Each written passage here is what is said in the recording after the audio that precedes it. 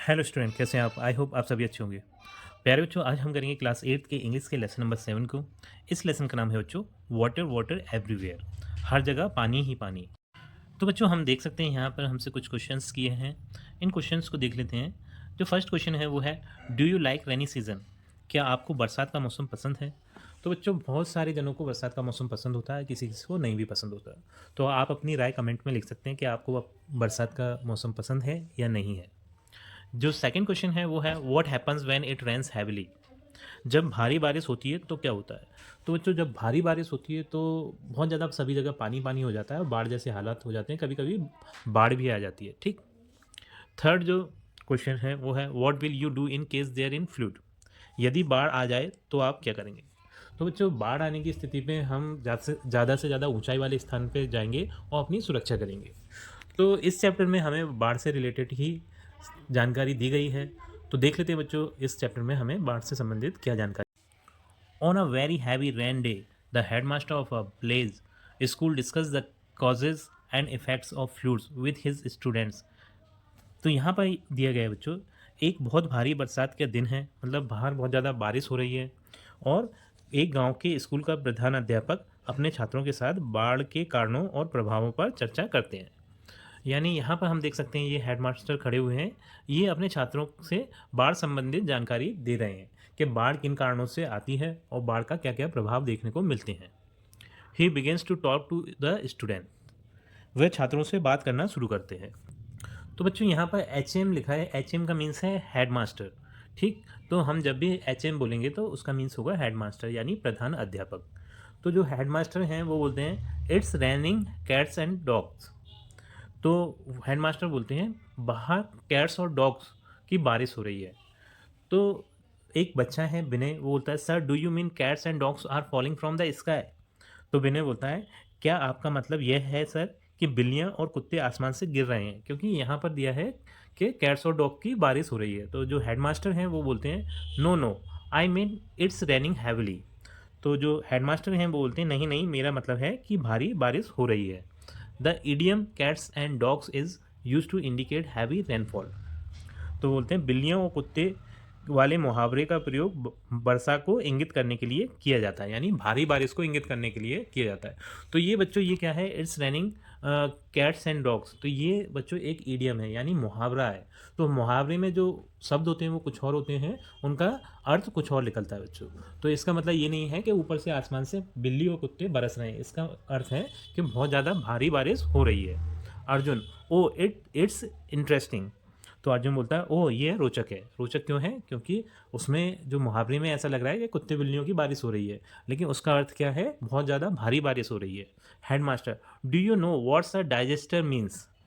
तो हेडमास्टर बोलते हैं, क्या आप जानते हैं आपदा का क्या मतलब है? तो डाइजेस्टर मीन्स होता है बच्चों आपदा। ठीक है। तो आपदा का मीन्स बच्चों ये यहाँ पर हेडमास्टर ही समझाएंगे कि क्या मीन्स होता है। तो उन्हीं से ही समझ लेते हैं हम। तो जो आंसू बच्चा है वो बोलता है, no sir I don't, what does it mean? तो आंसू बोलता है, सर मैं नहीं जानता, इसका क्या मतलब है, आप ही बता दीजिए। Headmaster, disaster is an unexpected event such as an accident, a flood और अ फायर। तो हेडमास्टर बोलते हैं जो आपदा है वो एक अप्रत्याशित घटना है, जैसे कोई दुर्घटना, बाढ़ या आग। तो अप्रत्याशित घटना को हम आपदा बोलते हैं, जो कि एकदम से आ जाती है, जैसे कि एक्सीडेंट हो गया। ठीक है, जैसे रोड वगैरह में कोई एक्सीडेंट हो जाता है ना वो। ठीक। अब फ्लूड, बाढ़ आ गई या फिर आग लग गई, इन सारी दुर्घटनाओं को हम आपदा बोलते हैं। इट किल्स और injures a lot of people और causes a lot of damage to property. यह बहुत से लोगों को मारता है या घायल करता है या संपत्ति को बहुत नुकसान पहुंचाता है। यानी आपदा से बहुत सारे लोग मर जाते हैं और संपत्ति का बहुत ज़्यादा नुकसान हो जाता है और बहुत सारे लोग घायल हो जाते हैं। तो बच्चों ये जो आपदा होती है वो बहुत ज़्यादा खतरनाक होती है। ठीक। इससे बहुत ज़्यादा जान और माल का खतरा होता है, बहुत सारे लोग मर जाते हैं, बहुत ज़्यादा बिल्डिंगें टूट जाती हैं, बहुत ज़्यादा नुकसान हो जाता है। ठीक। तो आपदा बहुत एक बुरी दुर्घटना है। Sandeep, sir what causes fluids? तो संदीप नाम का बच्चा पूछता है, सर बाढ़ किस कारण आती है? क्योंकि जो बच्चे हैं अब उनको दुर्घटनाओं से संबंधित जिज्ञासा होने लगी थी, उनको ये जानना था कि जो बाढ़ है वो किस कारण आती है। तो हेडमास्टर हैं वो बोलते हैं, floods are caused by heavy rains, bursting of dams और क्लाउड बर्स्ट। तो जो हेडमास्टर हैं वो बोलते हैं बाढ़ भारी बारिश बांधों के फटने या बादलों के फटने से होती है। तो यहाँ पर बच्चों बहुत ज़्यादा तेज़ जब बारिश होती है या फिर कोई बांध फट गया, बांध बनाते हैं ना हम पानी को रोकने के लिए, एक दीवार टाइप की बनाते हैं, उसे बांध बोलते हैं, ठीक है, डैम भी जिसे बोल रहे हैं, ठीक है। हाँ, और क्लाउड बर्स्ट यानी बादल के फटना, बादल का फटना उसे बोलते हैं जब बहुत ज़्यादा तेज़ बारिश होती है, ऐसा लगता है कि पानी एकदम बूंदों के रूप में नहीं, एकदम धार के रूप में आ रहा है, तो उसे हम क्लाउड बर्स्ट बोलते हैं। ऐसा लगता है पानी बादल फट गया हो, ठीक है, उसमें से पानी, जैसे नल खोल देते हैं उसमें से पानी गिरता है, इस तरीके से पानी बरसता है, ठीक। तो उस वजह से बाढ़ आ जाती है। अब जो अबू नाम का बच्चा था वो बोलता है does it mean they are cause by natural forces only. तो अबू बोलता है सर इसका मतलब यह है कि वे केवल प्राकृतिक शक्तियों के कारण होती हैं, मतलब जो बाढ़ आती है वो सिर्फ प्राकृतिक कारणों के कारण ही आती है, क्योंकि ये सारे जो कारण बताए सर ने, हैवी रेनिंग या फिर बर्स्टिंग ऑफ डैम्स और क्लाउड बर्स्ट, ये सभी प्राकृतिक कारण थे। तो अबू के मन में जिज्ञासा आई कि सिर्फ प्राकृतिक शक्तियों की वजह से बाढ़ बाढ़ आती है। तो हेडमास्टर बोलते हैं no, though floods are mostly caused by natural forces we also play a role in causing them. तो अभी बोलता है जो हेडमास्टर बोलते हैं वो बोलते हैं नहीं, हालांकि बाढ़ ज़्यादातर प्राकृतिक शक्तियों के कारण होती है, हम भी उन्हें पैदा करने में भूमिका निभाते हैं। यानी ऐसा नहीं है कि सिर्फ प्राकृतिक शक्तियों के कारण ही बाढ़ आती है, हमारी वजह से भी बहुत सारी बाढ़ें आती हैं, ठीक है, हम भी उसका कारण बनते हैं। तो महेंद्र हाउ सर, तो महेंद्र बोलता है कैसे सर, मतलब हम कैसे बाढ़ का कारण बन सकते हैं। तो headmaster by deforestation, faulty dam construction and breaches in embankments. तो जो हेडमास्टर हैं वो बोलते हैं कि वनों की कटाई, दोषपूर्ण बांध निर्माण और तटबंधों में दरारों से। यानी हम अगर है ना बहुत ज़्यादा पेड़ों को काट दें, अब पेड़ क्या करते हैं बच्चों, के पेड़ों की जड़ें हैं वो मिट्टी को पकड़ के रखती हैं, ठीक। तो मिट्टी को पकड़ने मिट्टी अगर जहाँ की मजबूत होगी वहाँ पर बाढ़ नहीं आ पाती इतनी जल्दी। फॉल्टी डैम कंस्ट्रक्शन मतलब अगर हमने डैम बनाया वो एक बेकार मटेरियल से बना दिया तो वो क्या है जल्दी से टूट जाएगा, ठीक। उसमें सीमेंट, कंक्रीट और जो लोहा वगैरह है उसका सही से यूज़ नहीं किया, मतलब जितना उसमें यूज़ होना था उतना हमने यूज़ नहीं किया, तो वो बहुत जल्दी डैमेज हो जाएगा या फिर टूट जाएगा, ठीक। तो उससे भी बांध टूटने से भी बाढ़ आती है। ब्रीचेज इन एम्बार्कमेंट्स और किनारों के टूटने से भी बाढ़ आ जाती है, ठीक। इन कारणों से मानवीय ये सारे कारण हैं, इनकी वजह से भी बाढ़ आ सकती है। रिचा ब्रीचेज इन एम्बार्कमेंट्स, तो रिचा को ये लगता है कि किनारों में कैसे दरारें आती हैं, क्योंकि ना किनारों में दरारें मतलब जो नदी या समुद्र के जो किनारे हैं उनमें कैसे दरारें पड़ सकती हैं, उसे ये वाली बात समझ में नहीं आती है। तो वो जो हेडमास्टर थे, प्रधान अध्यापक थे, उनसे ये प्रश्न पूछती है कि जो किनारों में दरार कैसे पड़ सकती है। तो headmaster yes, nowadays pressure of transport routes like railway near river banks causes breach in the embankments, it is also a cause of flood. तो जो हेडमास्टर थे वो बोलते हैं हाँ, आजकल नदी तटों के पास रेलवे जैसे परिवहन मार्गों का दबाव तटबंधों में दरार का कारण बनता है, यह भी बाढ़ का एक कारण है। तो जो बच्चों आपने देखी होगी जो रेलवे की लाइन बिछती है तो वो नदी के किनारे से अगर निकल जाए तो उससे क्या प्रेशर बढ़ता है वहाँ नदी के किनारे पर, जिससे कि नदी के किनारे टूट जाते हैं। तो जो रेलवे लाइन बिछाते हैं वो इंसान ही बिछाते हैं, तो ये मानवीय कारण है, तो उससे भी बाढ़ों का खतरा बन जाता है, क्योंकि किनारे टूट जाएंगे तो उनमें दरारें पड़ जाएंगी, तो वहाँ से होकर पानी के नदी के किनारे से गाँव या बस्ती में घुस सकता है, तो वो बाढ़ का कारण बन जाता है। तो Mahak sir what are the effects of floods on us. तो महक पूछती है सर बाढ़ का हम पर क्या प्रभाव पड़ता है। तो वो जानना चाहती थी कि बाढ़ इतनी खतरनाक क्यों है, बाढ़ से सब इतना डरते क्यों है, क्या क्या इसके इफेक्ट्स हैं। तो headmaster there are several ill effects such as destruction of life and property, epidemics can also occur after floods. तो हेडमास्टर बोलते हैं बाढ़ के कई दुष्प्रभाव हैं, जैसे जीवन और संपत्ति का विनाश, बाढ़ के बाद महामारी भी आ सकती है।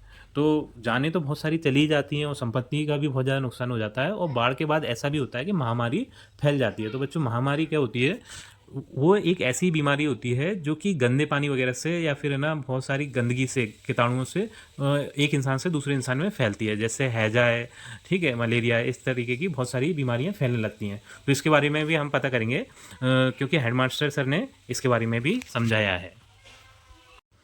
Kapil sir what are epidemics. तो कपिल को ये एपिडेमिक्स के बारे में पता नहीं चला है, तो वो कपिल सर से पूछता है कि ये एपिडेमिक्स यानी महामारी क्या है। तो headmaster epidemics are infection disease which spare out over a large population by means of contaminated water, food and air.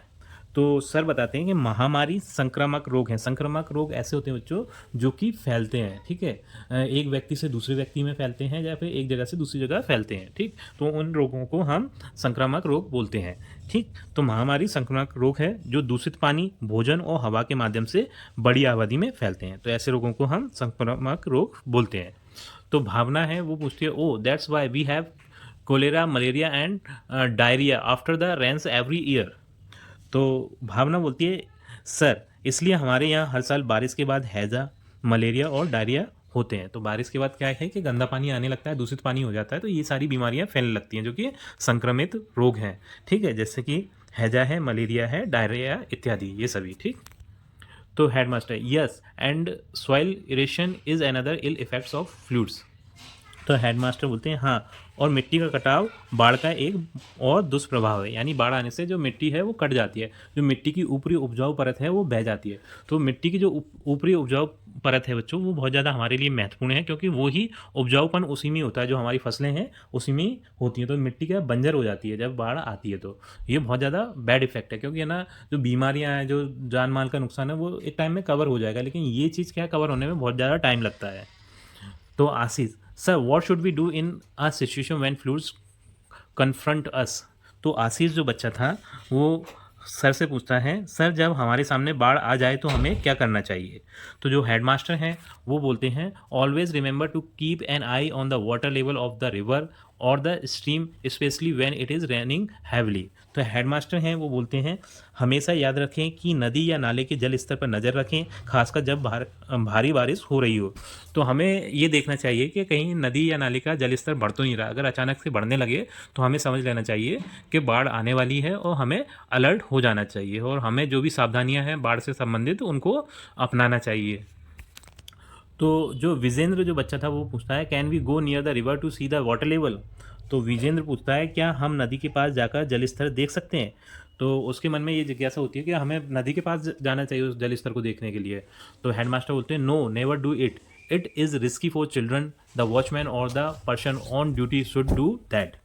तो हेडमास्टर बोलते हैं, नहीं ऐसा कभी मत करो, यह बच्चों के लिए जोखिम भरा है, चौकीदार या ड्यूटी पर तैनात व्यक्ति को ऐसा करना चाहिए। मतलब हमें कभी भी खुद से जाकर नदियों में जाकर या फिर नालों में जाकर पानी का जल स्तर चेक नहीं करना चाहिए, ठीक है, क्योंकि हो सकता है उसी टाइम पे बाढ़ आ जाए और हम उसमें डूब जाएं, ठीक। तो हमारे जान को खतरा हो सकता है। तो हमें क्या करना चाहिए कि वहाँ जो चौकीदार है और जिसकी वहाँ पर ड्यूटी लगी हुई है, सभी नदी या डैमों के पास किसी ना किसी व्यक्ति की ड्यूटी लगी रहती है, तो उस व्यक्ति से हमें पूछना चाहिए, फ़ोन करके पूछ सकते हैं कि इस टाइम पे क्या हालात हैं, बाढ़ तो नहीं आ सकती, इस टाइप से हमें उसकी जानकारी लेना चाहिए, खुद से नहीं जाना चाहिए नदी या नाले के पास में। तो बच्चों ये एक बच्ची थी निशा नाम की, तो वो पूछती है, sir last year some children of the nearby village went near the stream and one of them got drowned. तो निशा बोलती है, सर पिछले साल पास के गांव के कुछ बच्चे नाले के पास गए थे और उनमें से एक डूब गया था। तो ये सही बात है कि है ना बाढ़ के टाइम पे अगर नदी नाली के पास में जाएंगे तो है ना डूबने का चांस होते हैं, ठीक है, तो डूब सकते हैं बच्चे, इसलिए हमें नदी नालों से दूर रहना चाहिए उस टाइम पे बाढ़ के समय पे। तो हेडमास्टर बोलते हैं, yes it was horrible so always keep a safe distance from a. तो वो बोलते हैं, हाँ ये भयानक था, इसलिए हमेशा सुरक्षित दूरी बनाए रखें नदी और नालों से।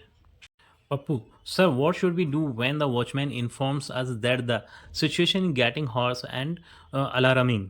ठीक है, तो पप्पू पूछता है, सर जब चौकीदार हमें बताए कि स्थिति बदतर या चिंताजनक होती जा रही है तो हमें क्या करना चाहिए।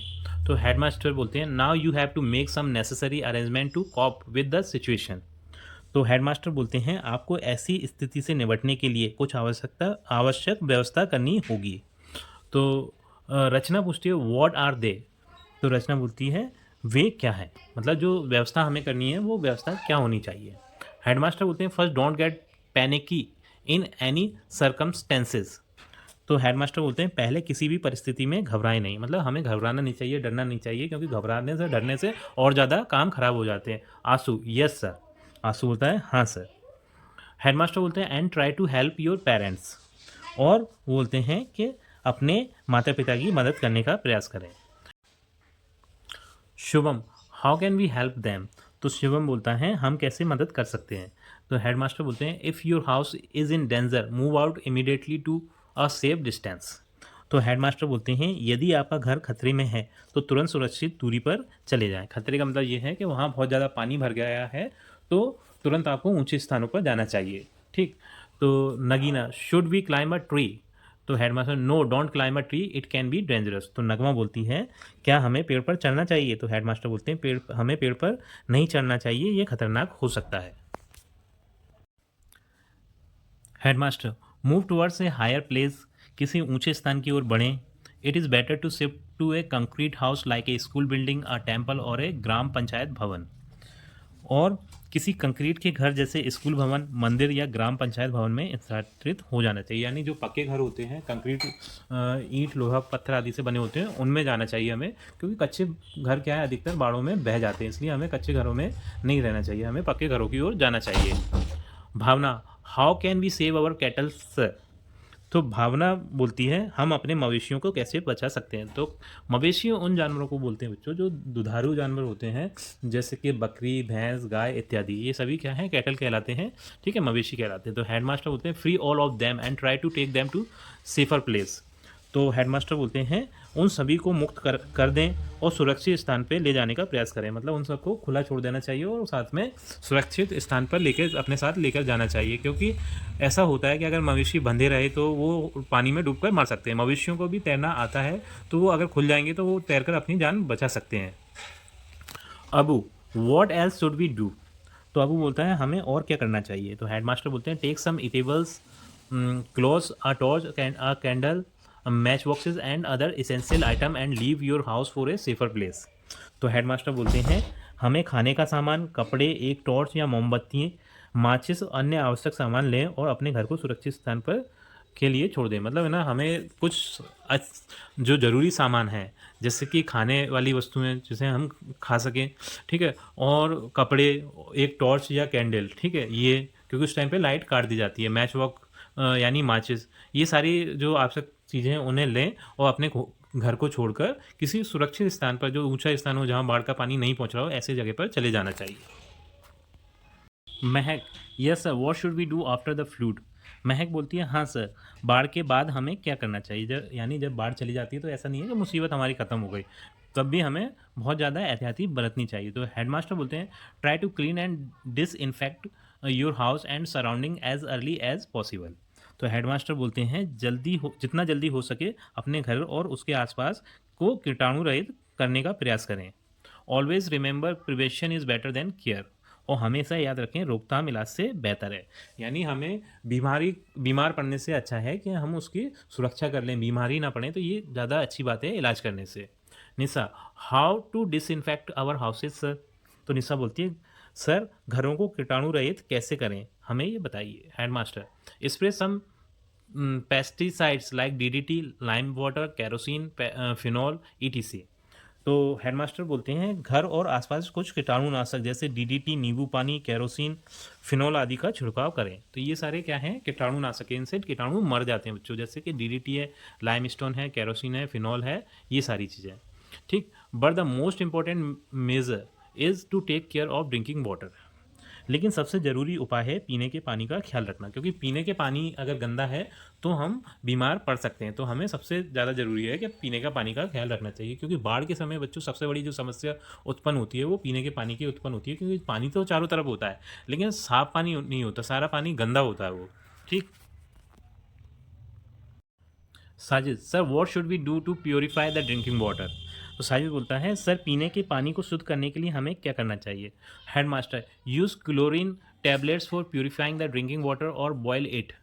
तो जो हेडमास्टर हैं वो बोलते हैं कि पीने के पानी को शुद्ध करने के लिए या फिर तो उबाल लें या फिर क्लोरीन की गोलियों का प्रयोग करें। तो उबालने से भी उसके जो कीटाणु वगैरह हैं वो मर जाएंगे, और या फिर क्लोरीन की गोलियों से वो पानी कुछ हद तक साफ़ हो जाता है, जिससे उससे हम पी सकते हैं। Abu what else should we do sir, तो अबू बोलता है सर हमें और क्या करना चाहिए। तो हेडमास्टर बोलते हैं take the members of your family to a hospital and the cattle to a veterinary hospital to get proper medical treatment and vaccination against disease. तो हेडमास्टर बोलते हैं उचित चिकित्सा उपचार पाने के लिए हमें अपने परिवार के सदस्यों को अस्पताल और मवेशियों को पशु अस्पताल ले जाएं और बीमारियों के खिलाफ टीकाकरण करवाएं। तो हमें सभी घर वालों को लेकर हॉस्पिटल जाना चाहिए और टीकाकरण करवाना चाहिए। All student thank you sir, today you have given us very valuable information. तो सभी छात्र बोलते हैं धन्यवाद सर, आज आपने हमें बहुत मूल्यवान जानकारी दी है। Headmaster okay now go back to your houses. तो हेडमास्टर बोलते हैं ठीक है, अब अपने घर पर जाओ। तो सभी बच्चों को घर पर जाने के लिए बोलते हैं, क्योंकि उस टाइम पे छुट्टी का समय हो गया होगा इसलिए।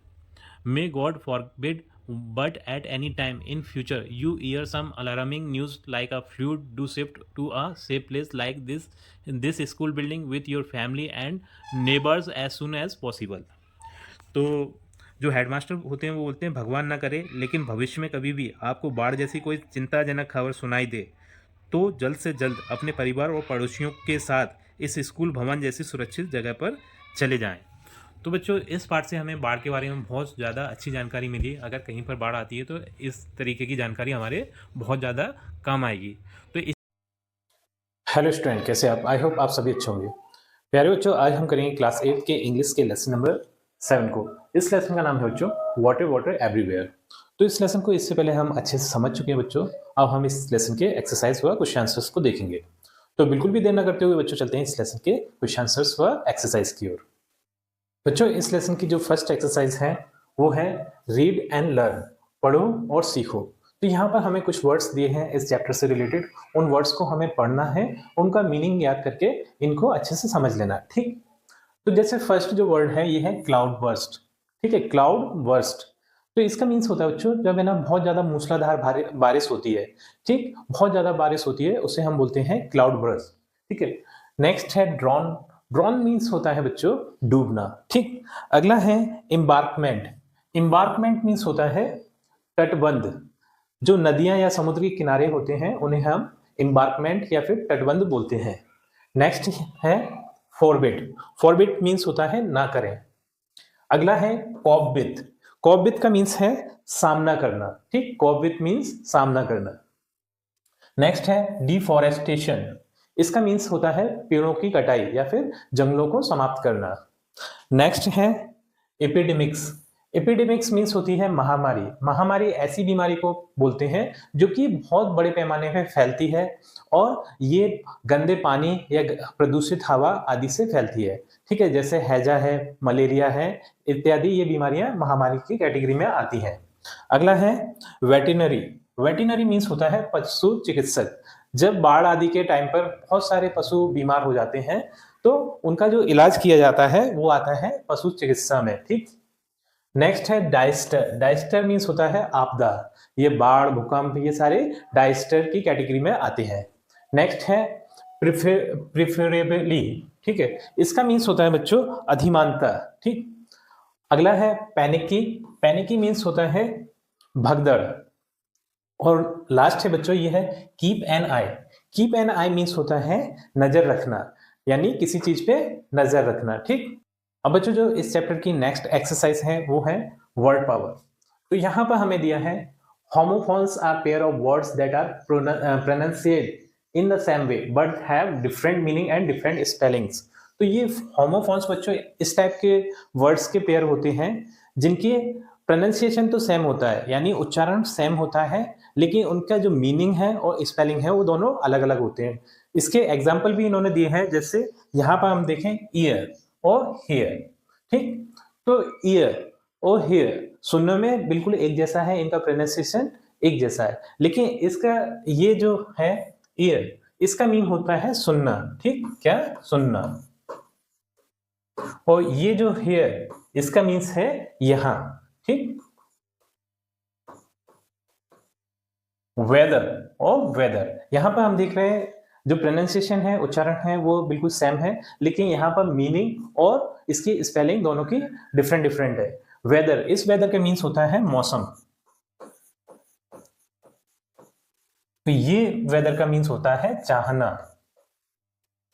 इस तरीके से।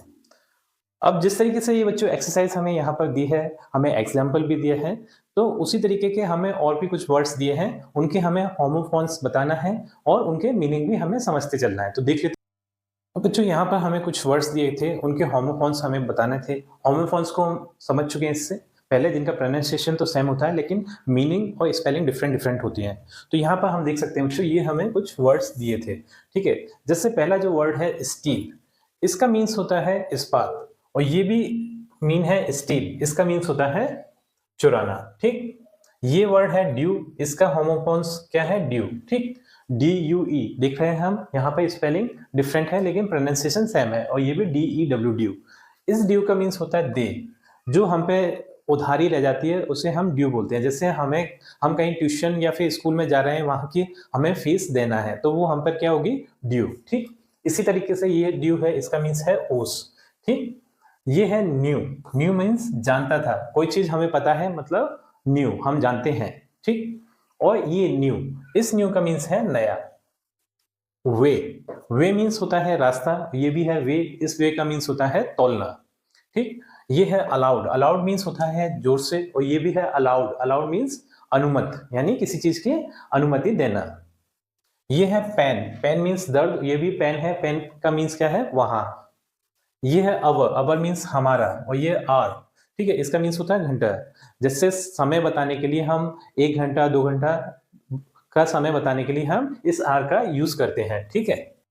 बच्चों जो नेक्स्ट एक्सरसाइज है वो है कॉम्प्रिहेंशन। तो यहाँ पर हमें ए वाला ये है आंसर द फॉलोइंग क्वेश्चन। तो यहाँ से हमसे कुछ क्वेश्चंस पूछे गए हैं, तो हमने इस चैप्टर को अच्छे से समझ लिया, उस चैप्टर के बेस पर इन क्वेश्चंस के आंसर देख लेते हैं। अब बच्चों जो क्वेश्चन नंबर 1 है वो है व्हाट इज डायस्टर, डायस्टर क्या है। तो डायस्टर का मीन्स होता है बच्चों आपदा, एक ऐसी आकस्मिक घटना जो कि कभी भी आ जाती है, उससे बहुत सारे लोग मारे जाते हैं या फिर घायल हो जाते हैं, और बहुत सारे प्रॉपर्टी का भी बहुत ज़्यादा नुकसान होता है। इसमें बिल्डिंगें टूट जाती हैं, जानवर मर जाते हैं, पेड़ टूट जाते हैं, बहुत ज़्यादा नुकसान होता है इसमें। तो ऐसी आकस्मिक घटनाओं को हम डायस्टर बोलते हैं। तो इसका आंसर हम लिखेंगे disaster is an unexpected event, यानी डायस्टर क्या है, एक आकस्मिक घटना है, इसका कोई निश्चित समय नहीं होता, कभी भी आ सकती है। विच किल्स और injures a lot of people, जिसके कारण बहुत सारे लोग या तो मारे जाते हैं या फिर घायल हो जाते हैं। And causes lot of damage to property, और इससे बहुत ज्यादा माल का भी नुकसान होता है। जो नेक्स्ट क्वेश्चन है बच्चों, जो क्वेश्चन नंबर 2 है वो है व्हाट आर एपिडेमिक्स। तो एपिडेमिक्स क्या है, तो एपिडेमिक्स का हम मीन पहले ही समझ चुके हैं बच्चों, इसका मीन होता है महामारी।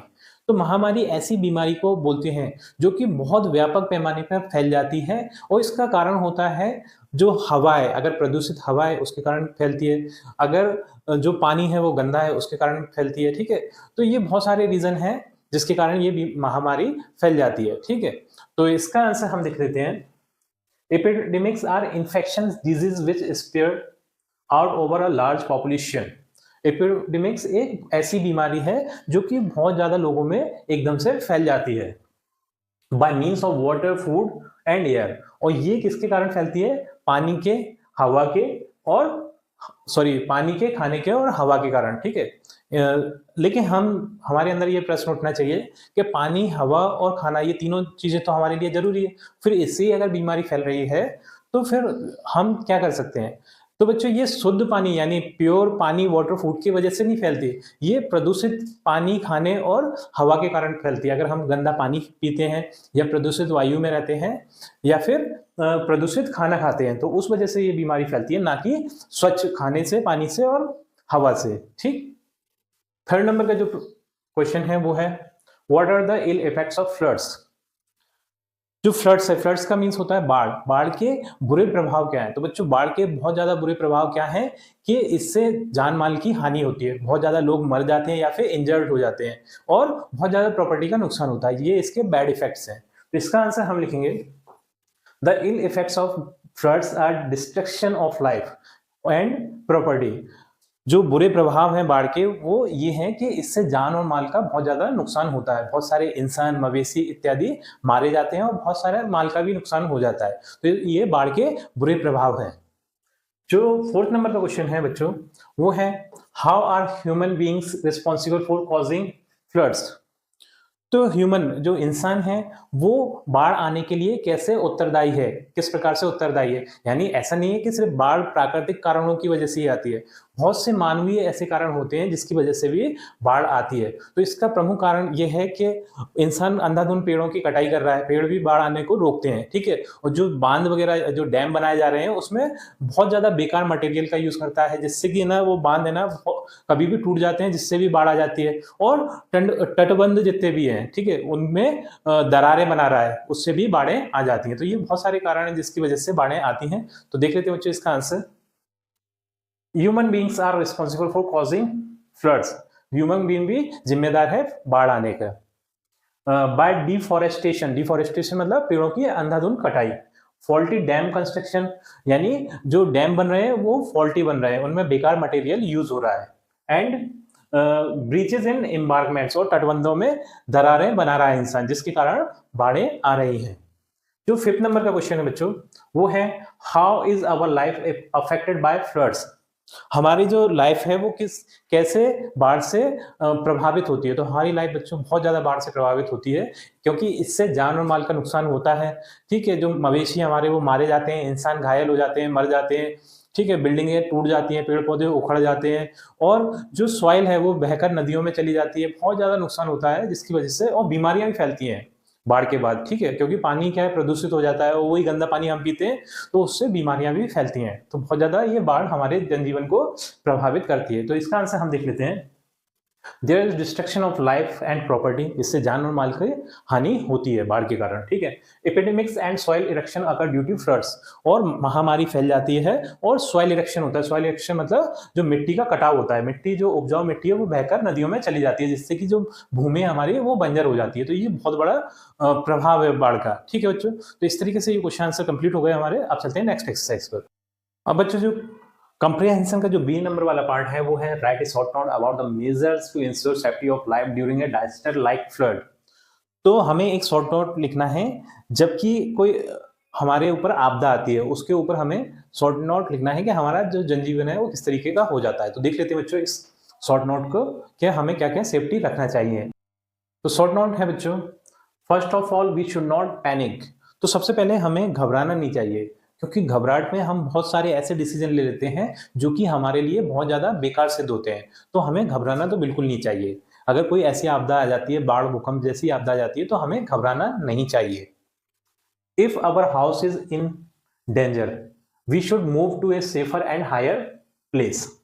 अगर हमारा घर है वो डेंजर में, खतरे में आ जाता है, हमारे घर में बहुत सारा पानी आ जाता है, ठीक है? तो हमें वहां से मूव कर देना चाहिए, मतलब वहां से चले जाना चाहिए ऐसे प्लेस पर जो कि सेफ हो, सुरक्षित हो, और हायर यानी ऊंचाई पर हो, ठीक है? ऐसी जगह पे हमें मूव कर जाना चाहिए, हमें चले जाना चाहिए। मेड बाय कंक्रीट, और वो पक्का होना चाहिए, मतलब कंक्रीट से पक्का मकान होना चाहिए। ऐसा नहीं कि वो घास फूस का बना हुआ झोपड़ी टाइप का मकान हो, तो वो तो बाढ़ में बह जाएगा। जो पक्का मकान होगा वही पानी में टिका रहेगा, वो बहेगा नहीं। तो हमें पक्के मकान की ओर जाना चाहिए। वैसे आजकल तो सभी जगह पक्के मकान बन रहे हैं, लेकिन कुछ गाँव में अभी भी कच्चे मकान हैं, तो वहां के लोगों को कच्चे मकानों को छोड़कर पक्के मकान में चले जाना चाहिए। Cattle should be freed and taken to a safer place. और जो कैटल हैं, कैटल मीन्स होते हैं जो हमारे मवेशी हैं, मवेशी बोलते हैं जैसे गाय भैंस बकरियां इत्यादि, जो दूध वगैरह के लिए पाले जाते हैं, ठीक है? तो वो उनको हमें फ्री छोड़ देना चाहिए, यानी खोल देना चाहिए, बांधे नहीं रखना चाहिए। अगर बांधे रखेंगे तो वो उस पानी में डूबकर मर सकते हैं, इसलिए उन्हें फ्री छोड़ देना चाहिए, और उनको लेकर एक सेफ प्लेस पर लेकर जाना चाहिए। सेफ प्लेस पर मतलब जो ऊंचा हो, ठीक है, और जहां बाढ़ का पानी नहीं पहुंच रहा हो, ऐसी जगह पर उन्हें लेकर जाना चाहिए, ठीक? We should take some eatables and essential item while leaving our house। तो हमें कुछ खाने के लिए सामान ले लेना चाहिए, और कुछ हमारी जिंदगी के लिए बहुत ज्यादा महत्वपूर्ण चीजें हैं, उन चीजों को ले लेना चाहिए। ऐसे आलतू फालतू चीज को नहीं लेना चाहिए, ठीक है? एक दो जोड़ी कपड़े ले लीजिए, ठीक है? लाइटर हो या फिर माचिस हो उसे ले लीजिए, मोमबत्ती हो उसे ले लीजिए, ठीक है? और खाने पीने के सामान ले लीजिए, दवाइयाँ ले लीजिए। ऐसी चीजें आपको लेना चाहिए, आलतू फालतू चीजों को नहीं लेना चाहिए, जिससे कि आपके पास बहुत ज्यादा वजन हो जाए, या फिर ना आपको उसे ढोना मुश्किल हो जाए। सिर्फ नेसेसरी चीजें उन्हीं लेके जाना चाहिए, ठीक?